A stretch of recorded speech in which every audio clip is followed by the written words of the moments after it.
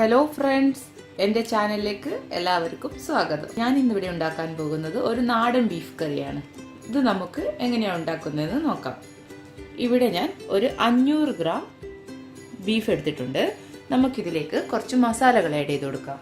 1/2 teaspoon മഞ്ഞൾപ്പൊടി, 1/4 teaspoon മുളക് പൊടി, 1/2 ടീസ്പൂൺ കുരുമുളക് പൊടി, 1 ടീസ്പൂൺ ഗരം മസാല, ആവശ്യത്തിന് ഉപ്പ്. ഇത്രയും നമുക്ക് ഈ ബീഫിലേക്ക് ചേർത്ത് നല്ലവണ്ണം മിക്സ് ചെയ്ത് കൊടുക്കാം. ഇനി ഇത് കുക്കറിലിട്ട് നമുക്ക് വേവിച്ചെടുക്കണം. ഒരു 3 വിസിൽ, മീഡിയം ഫ്ലെയിമിൽ ഒരു 3 വിസിൽ അടുപ്പിച്ച് നമുക്ക് ബീഫിനെ ഒന്ന് വേവിച്ചെടുക്കാം. മിക്സ് ചെയ്ത് വെച്ചിട്ടുണ്ട്. നമുക്ക് ഇതൊന്ന് കുക്കറിലിട്ട് വേവിച്ചെടുക്കാം. കുക്കറിലേക്ക് നമുക്ക് ബീഫ് ഇട്ട് കൊടുക്കാം. ഇതിലേക്ക് കുറച്ച് വെള്ളം ആഡ് ചെയ്ത് കൊടുക്കുന്നുണ്ട്. വെള്ളം ഒഴിച്ചിട്ടില്ലെങ്കിലും കുഴപ്പമില്ല. ബീഫിൽ നിന്ന് നല്ലവണ്ണം വെള്ളം ഇറങ്ങും. മീഡിയം ഫ്ലെയിമിൽ ഒരു 3 വിസിൽ അടുപ്പിച്ചതിന് ശേഷം നമുക്കിത് ഓഫ് ചെയ്യാം. കുക്കറിൻ്റെ വിസിലൊക്കെ പോയി ബീഫൊക്കെ നല്ലവണ്ണം വെന്തിട്ടുണ്ട്. നമുക്കിത് മാറ്റി വയ്ക്കാം. ചട്ടിയിലാണ് ഞാൻ ബീഫ് കറി വയ്ക്കുന്നത്. സ്റ്റൗ ഓണാക്കാം. ഇനി ചട്ടിയിലേക്ക് വെളിച്ചെണ്ണ ഒഴിച്ചു കൊടുക്കുക. ഏറ്റവും നല്ലത് നമ്മുടെ കോക്കനട്ട് ഓയിൽ തന്നെയാണ്. ബീഫ് കറി വെക്കാനും ചിക്കൻ കറി വെക്കാനും ഒക്കെ കോക്കനട്ട് ഓയിൽ ഉപയോഗിക്കുന്നതാണ് ഏറ്റവും നല്ലത്. സവാള ഇട്ട് കൊടുക്കാം. ഞാനിപ്പോൾ 2 ചെറിയ സവാളയും കുറച്ച് ചെറിയ ഉള്ളിയും എടുത്തിട്ടുണ്ട്.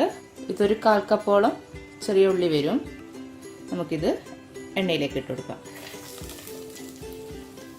ഇതിലേക്ക് ഇഞ്ചി വെളുത്തുള്ളി പേസ്റ്റും ഒരു പച്ചമുളക്, കുറച്ച് കറിവേപ്പില അതുകൂടെ ഇതിലേക്ക് ആഡ് ചെയ്ത് കൊടുക്കുക. 2 ടേബിൾ സ്പൂണോളം ഇഞ്ചി വെളുത്തുള്ളി പേസ്റ്റ് ഉണ്ട്.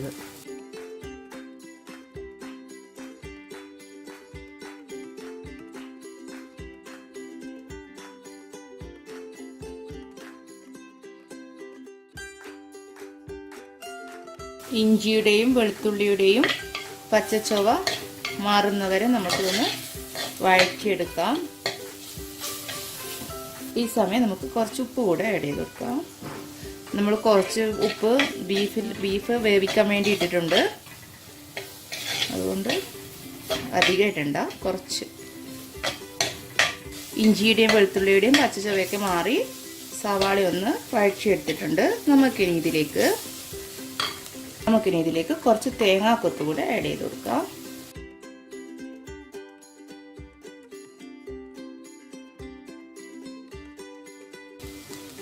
ഇനി ഇതിലേക്ക് കുറച്ച് മസാലകൾ ആഡ് ചെയ്ത് കൊടുക്കാം.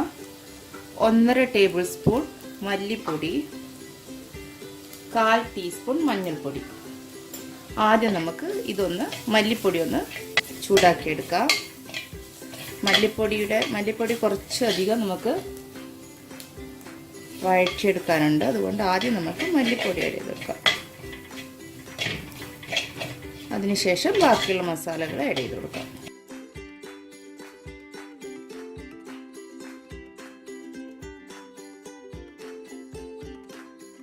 മല്ലിപ്പൊടി വഴറ്റിയെടുത്തിട്ടുണ്ട്.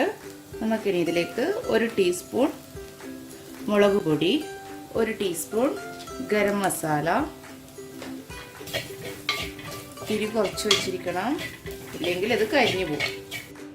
പെരിഞ്ജീരകത്തിൻ്റെ പൊടി 1/4 ടീസ്പൂൺ. ഇത്രയും ചേർത്ത് നല്ലവണ്ണം ചൂടാക്കിയെടുക്കുക. നല്ലവണ്ണം മിക്സ് ചെയ്തിട്ടുണ്ട്. നമുക്കിനി ഇതിലേക്ക് 1 തക്കാളി കൂടെ ആഡ് ചെയ്ത് കൊടുക്കാം.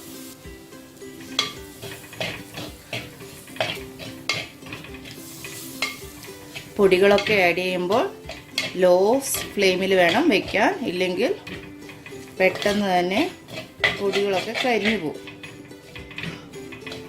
ഇനി നമുക്ക് നമ്മുടെ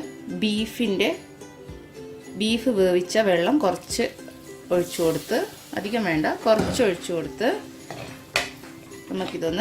തക്കാളി ഒന്ന് വേവിച്ചെടുക്കാം.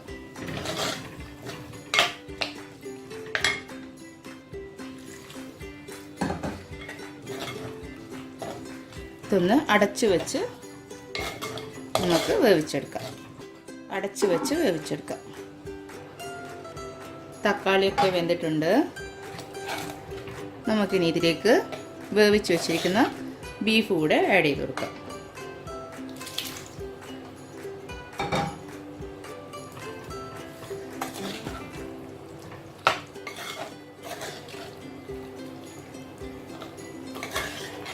നല്ലവണ്ണം മിക്സ് ചെയ്ത് കൊടുക്കുക.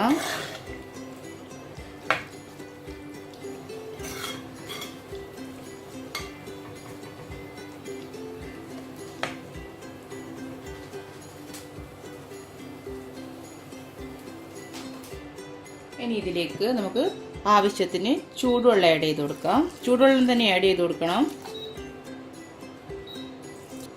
ഇനി നമുക്കിതിലേക്ക് കുറച്ച് 2 പച്ചമുളകും കുറച്ച് കറിവേപ്പിലയും കൂടെ ഇട്ടു. അതിനുശേഷം അടച്ച് വേവിക്കാം. നമുക്ക് നമ്മുടെ ബീഫ് കറി റെഡിയായോ നോക്കാം. ഇതാ ഇവിടെ കിടന്ന് തിളച്ച് എല്ലാം റെഡി ആയിട്ടുണ്ട്.